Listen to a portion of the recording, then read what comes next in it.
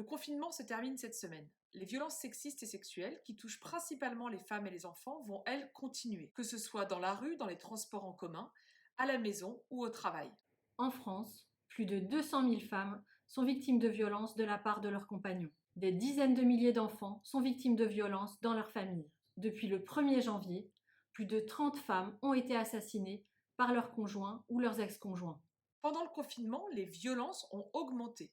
Après le confinement, si nous ne réagissons pas, elles vont continuer. Nous toutes vous proposons des outils et des actions pour lutter ensemble contre toutes les violences sexistes et sexuelles. Certes, on le sait bien, c'est moins efficace que si le président de la République mettait les moyens sur la table pour déclencher des politiques publiques à la hauteur. Emmanuel Macron pourrait décider d'un plan d'urgence après le confinement pour former l'ensemble des professionnels au contact des victimes. Il pourrait aussi ouvrir des places d'hébergement supplémentaires ou par exemple faire en sorte que le numéro de téléphone 3919 soit ouvert 24 heures sur 24 et 7 jours sur 7. Il pourrait le faire, mais manifestement ce n'est pas sa priorité. Alors on a décidé de ne pas rester les bras croisés. On vous propose 5 choses à faire dès maintenant.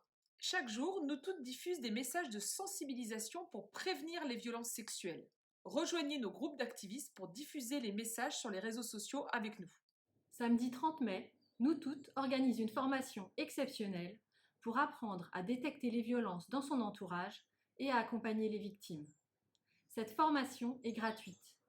Pour participer, il suffit de s'inscrire. Les associations qui sont sur le terrain et accompagnent les femmes victimes ont besoin de soutien. Normalement, comme elles assurent un service public, elles devraient être suffisamment financées par l'État. Ce n'est pas le cas.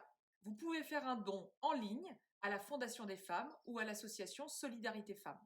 Cette semaine, un peu partout, des commerces vont rouvrir leurs portes. Imprimez une affiche d'information et demandez-leur s'il est possible de la mettre à l'entrée. À partir de septembre, des réunions Nous Toutes auront lieu un peu partout en France. Pour connaître les dates, il suffit de s'inscrire sur nousttoutes.org. Bref, contre les violences sexistes et sexuelles, devenez activistes. Rejoignez Nous Toutes.